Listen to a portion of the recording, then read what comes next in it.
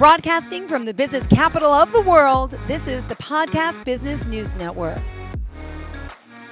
Grace for Success. That's right. We are here with our leadership coach, Dr. Ted Davis, joining us here to talk more about the work he's doing from Grace Strategic Services and really helping so many, especially those CEOs out there, those executives, entrepreneurs, business owners. Listen up, people in transition who could use some help. And he's here.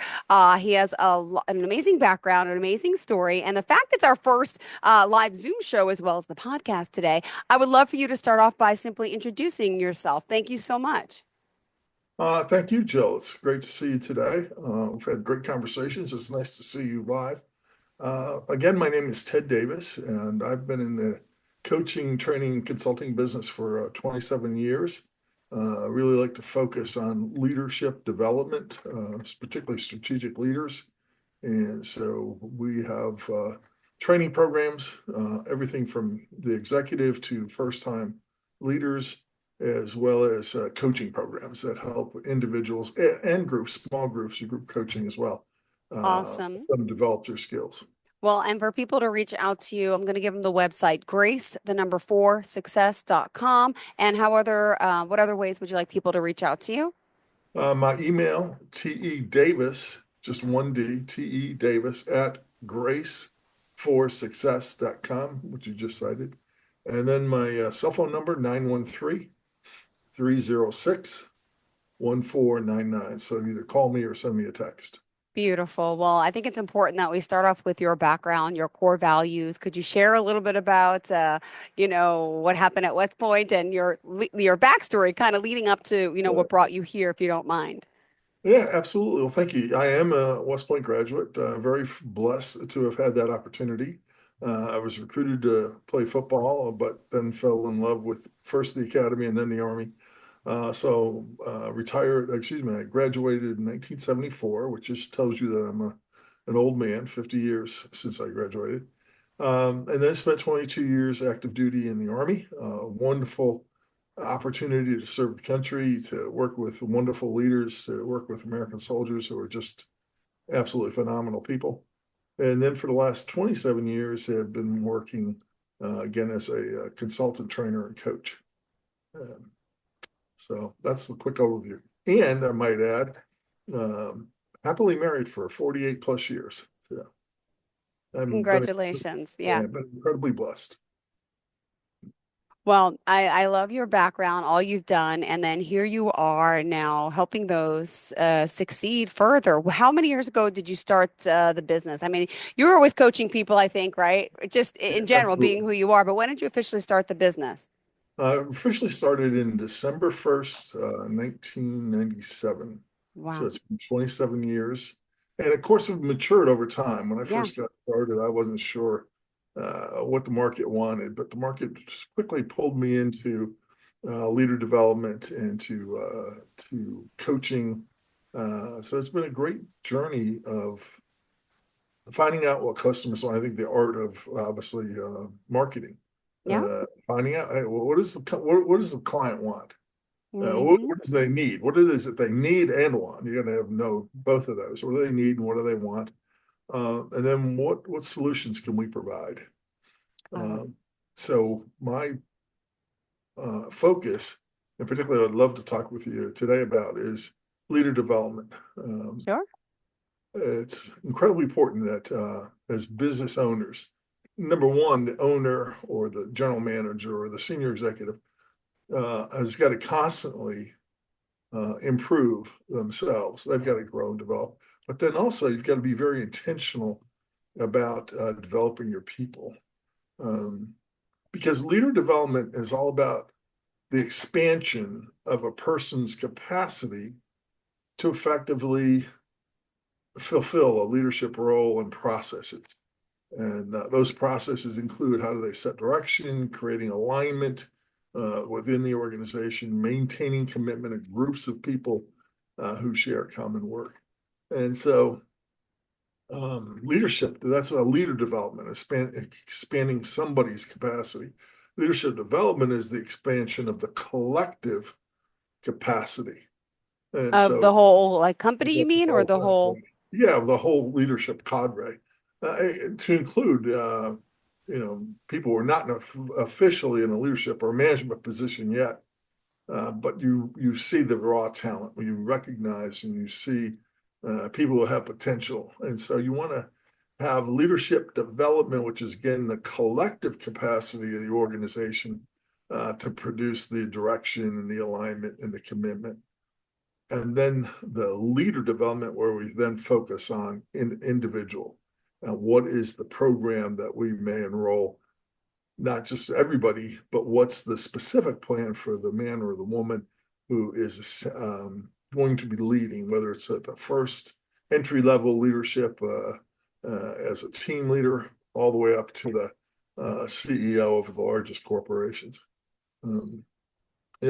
Leadership development needs to be a constant. Got it. And that's hard to do because running a business is a constant thing, and there's constantly challenges, and you've got to constantly produce results, right? I think in one of our previous conversations, you heard me say that every organization exists to deliver something of value to the marketplace. And so it's important for the strategic leaders to understand what is that value that we commit to deliver to the marketplace. So what's our value proposition that we're going to make to our customers or to our clients? And so that's an ongoing 24/7 process. Now you lay on top of that, not only do we have to run the business with all of its functions, everything from production, marketing, communications, finance and accounting, all the other marvelous functions that it takes to successfully manage a organization, sustain it. Now we got to do that by developing people. And I think leadership development is the overlap of what I call the three domains or the three spheres of people development. So if you remember Which Venn is, go diagram, ahead. Yeah. For new remember time listeners, we got to bring it up. Go ahead. you remember the Venn diagrams when you were in high school, right? And maybe these three overlapping circles and how they have and the overlap is the joining of things. Well, imagine three overlapping circles, Venn diagram. One of them is performance management. And that refers to the practices and procedures for identifying and communicating the desired performance that's needed to produce that value. But then supporting that is training management, which refers to the practices and procedures for selecting, scheduling, conducting, and monitoring training interventions. How do we prepare people for growth? And then the third overlapping circle is career management, which is the practices and procedures for helping individuals identify their desire. What is their career ambitions, and how do that align with the organization's future, and how do we prepare them? So those three things, performance management, training management, and career management, when you overlay them, that's what leader development is. How do I do all three of those? I have to be able to train people for their current position. If it's a first time team leader, well, we've got to train them to be a team leader, while at the same time looking at it from a career management point of view. How do I get them education for the next level up? How do I help them educate for a lifetime? While at the same time giving them performance feedback, clear expectations of what has to be produced, observing their performance and giving them timely, meaningful feedback on how well they're doing. So those are the three domains that I like to talk about on people development and how they overlap with or are the foundation for good leadership development. And just to confirm, what areas of CEOs, entrepreneurs are you dealing with? Are we talking, from software to executives to, are we doing local, like, franchise owned operations? Just give us an idea of some of the clientele that you're working with. And I'm sure the majority of the field is vast, but just so we can, get some insight into the people that you are helping. Well, I'm helping everybody from a CEO down to mid-level leaders. I don't do very much these days with first-time leaders, but I do a lot with training programs for experienced leaders to get better. So they've probably been in a job. But one of the things I like to say, part of our mission is to help managers become leaders and helping leaders reproduce themselves. So what I mean by that is, you get some young person who shows great potential or doing a good job, and we think they can manage. And so we're going to make them a team leader or some sort of level of supervisor. Well, that's a position. Yeah. And that position has duties, responsibilities, outcomes, and so forth. But we still have to teach them the leadership aspect of it. The leadership aspect is kind of the personal thing. And so we've got to be able to teach them not only how to be a manager, but then how to be a leader. One of my favorite books about leadership is one entitled The Leadership Challenge by James Kouzes and Barry Posner. I often tell people if you're going to only read one book on leadership, that's a mistake. But if you're going to do that, read that book. Anyway, I love the fact that the authors they talk about the fact that leadership is a performing art. It's a collection of practices and behaviors. It's not a position. And our people don't willingly follow positions, they follow people, they follow leaders who are engaged in a process. So even though you may have a title of a manager or a supervisor and so forth, when it comes to interacting with people, they're looking at the leadership, in other words, the human connection of it, because people don't get extraordinary things done unless they have the will to do so. So I love what Kouzes and Posner say about leadership. It says excellence arises from within. It can't be imposed from without. And so that we then as leaders have got to solicit, I like to call it, we create motivating environments. We create environments that invite people to be excellent. And it takes some time to do that. And it takes not just simply the hard skills of your function, be it finance and accounting, it's manufacturing, it's sales, whatever it is, but it also takes the soft skills of working with people. Wow. Because leadership is an improvisational art. Going back to what Kouzes and Posner said, they said leadership is a performing art. Well, it's an improvisational art. Because running an organization, it's a reality show. Yeah. The characters are real, the people, the dramas. The drama can be exhilarating because you see people achieving great and wonderful things. But there are days, of course, where it's disappointing as conflicts arise and as people fall off the script. And so I think it's critically important that in order to create these performing artists, these improvisational artists, it requires intentionality.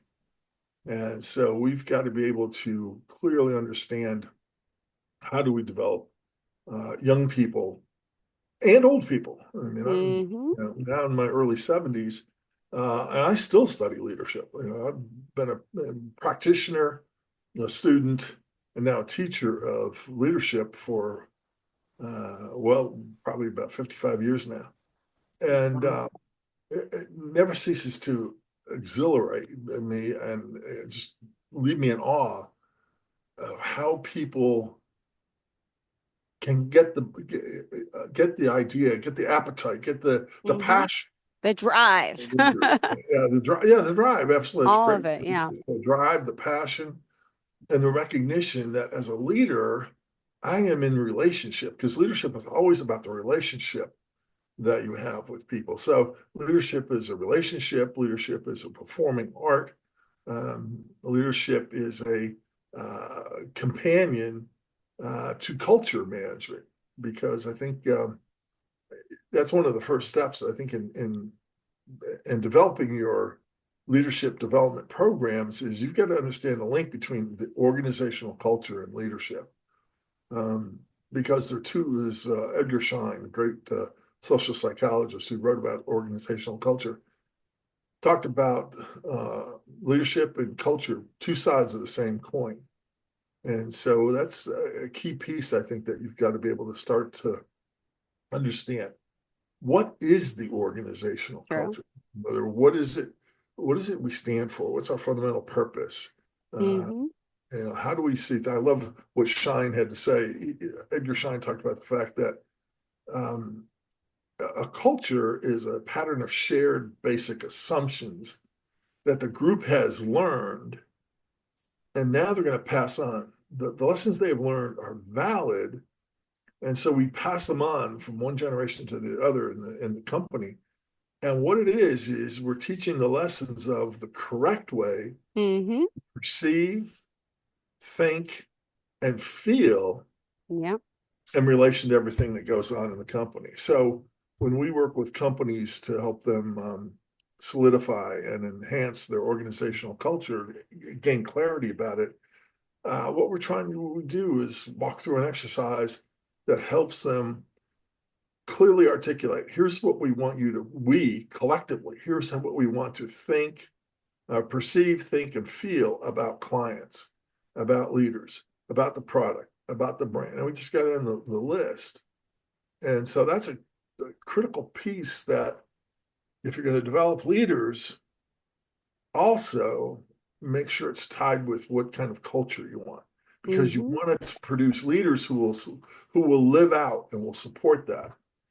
Being a leader at Walmart is different than being a leader at a hospice. Yeah. Those are different things. Yeah. Uh, in the life cycle of the business, it can be separate things. And as I said, you've got to be intentional, not only about the culture, but then what do I see the role of leaders being? Years ago, probably 20 years ago now, I was called in. A company was looking for some help on leadership issues, and so I went to visit with them. And what they were looking for is just help us develop the Mm-hmm. perfect performance review sheet. What's that form look like? What's going to be the Okay. perfect form to develop a leader on the annual performance review? Well, that's a ridiculous question because it's not the form. It's the training to develop. And as I dug into what they were looking for, the mindset of the owner was such that the leadership, the supervisors, they had to be productive. They had to have 40 hours of billable Wow. performance. Being a team leader was extra duties. You had Uh-huh. to take extra time, but you could not sacrifice production. Well, I mean, that diminished the importance of what leadership was all about. And so they were struggling to try to get good leadership, and they thought that it could be just in a form. How do I give you feedback? Mm-hmm. Rather than, and there's no investment whatsoever in, and first of all, defining leadership for the organization. So whether I work with an individual or work with a company, I think one of the first things that's important to do is what's the organization's definition of leadership? Yeah. Find it, because as I said, from company to company, um, leadership is going to be a little bit different. There are some fundamental principles that apply to leadership across the board. Uh-huh. The techniques True. and conversations, again, it's that performing artist. Mm-hmm. But the performing as a ballet artist versus a tap artist, those are two different things. They're both dancers, but those are vastly different forms of dancing. Mm-hmm. Um, and so I think you've got to be able to produce a leader that's right for your organization. So number one, you define what leadership is for your organization. Secondly, Okay. what are the leadership traits you want? So you got to be looking for I think at the top of the list is integrity. And I think that would be at the top of every organization's list of what attributes, what character traits are we looking for? We're looking for men and women of integrity. But then you can, depending on if you're working at hospice, compassion may be higher than if you're working in a manufacturing floor, Mm-hmm. in the sense of compassion towards customers. Um, so first define what you mean by leadership. What are those action verbs to describe? Here's the behaviors that Yeah. we want from our leaders. Number two, what are the traits we're looking at?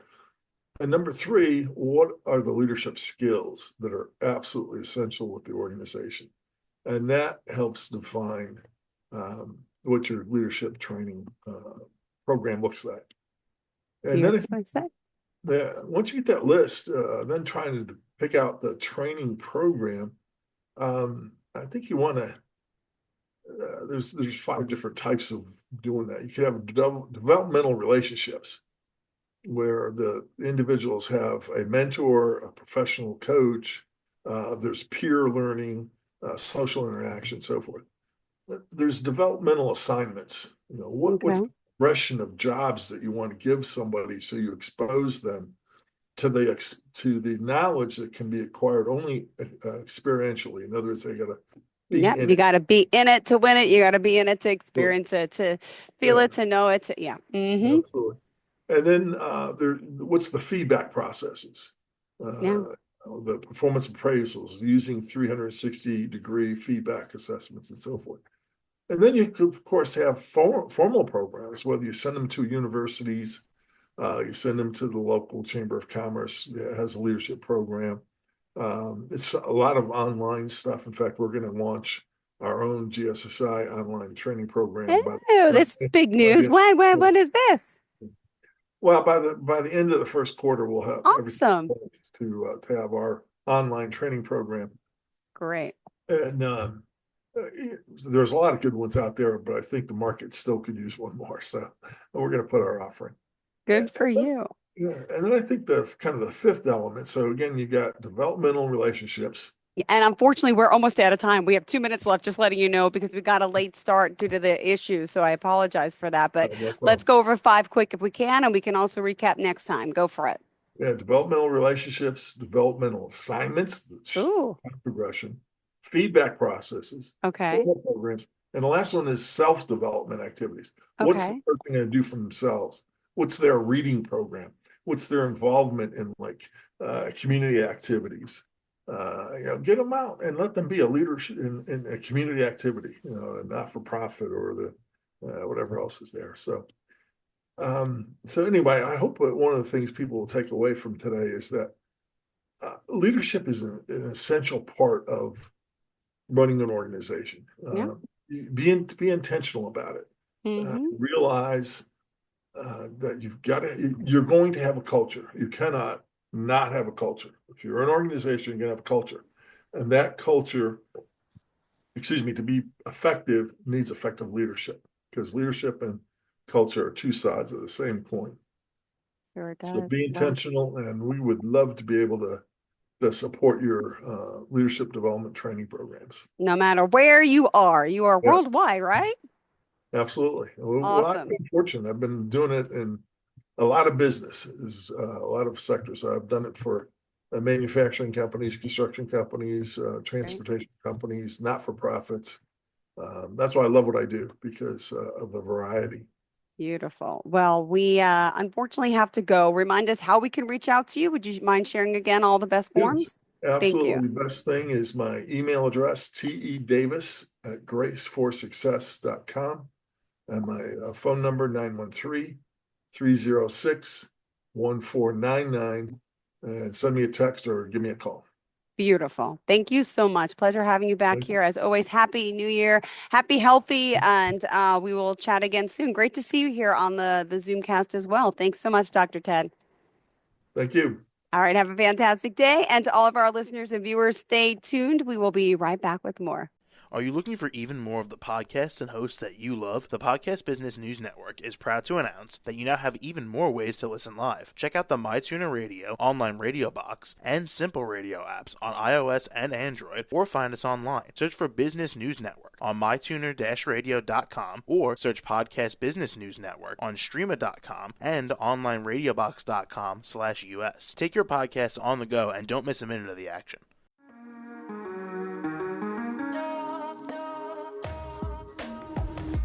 Broadcasting from the business capital of the world, this is the Podcast Business News Network. For nearly 2,000 severely injured veterans, everyday life has become filled with barriers. Day-to-day simple tasks can become pretty daunting. I have to carry my chair up 2 flights of steps or have somebody do it for me. What scares me the most is just the falling. When I'm struggling with my house, I think, to have that one great barrier just knocked down, it's crucial.